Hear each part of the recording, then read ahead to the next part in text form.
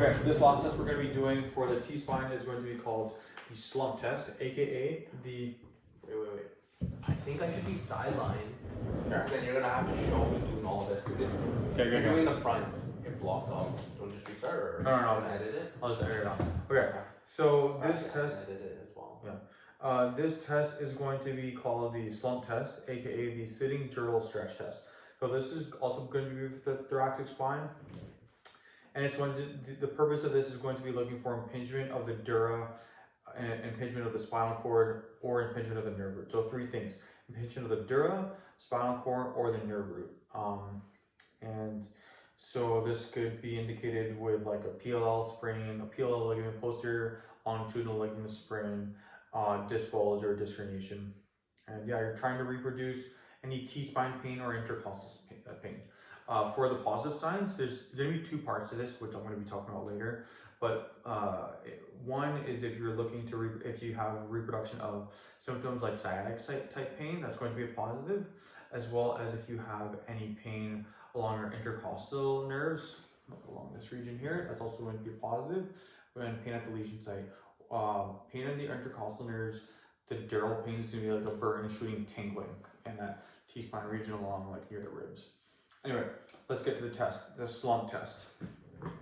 So first we're going to ask the patient, so you can do this on a chair or you can do this on a table. In this case, I'm going to do it on the chair because it's a little bit easier for us. We're going to have the patient's leg hanging out the table, and then we're going to ask the patient to slump. So everything is going to be passive. Passive, the patient is going to be passive, what we're going to be doing for them. So I'm going to stand up straight for me, please, or sit up straight. Then I'm going to get you to slump first. That's going to be step one. Step two is, and by the way, if you feel any sciatic pain or any intercostal nerve pain, we don't have to continue to the next steps. It's only you continue if you don't feel any pain, and then we try and aggravate it more with the added movements. So first is going to be the slump, so slump. Second is going to be, is there any pain? Second is going to be some head flexion, so I'm just going to take the head and then flex it like so. Any pain there? Okay, perfect. So now I'm going to say, where do you experience the sciatic pain, the left or the right? Just on my right side. Okay, right side. Okay, so now what we're going to do, we're going to be, so we extend the head like so. Now we're going to be extending the knee, the right knee. Any pain there?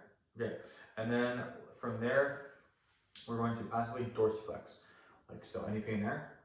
No. Okay, so again, if you experience any pain, then you would stop at that stage. And then that was all part A.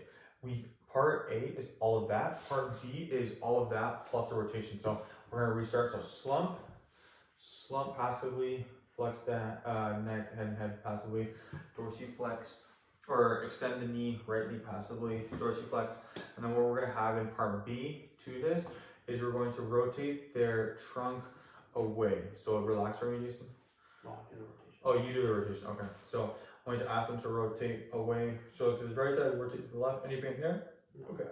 So Jason's negative for this signs and symptoms for the SLUMP test, but for instances where for part A, for the test without any rotation, that's going to be a positive. If there's pain, that's going to be a positive, or if there's sciatic pain, that's going to be positive for part A. And then for part B is if Jason's feeling increased stress on his intercostal nerves, any dural pain like a burning, shooting, or tingling in that intercostal region, that's going to be a positive for part B, which is the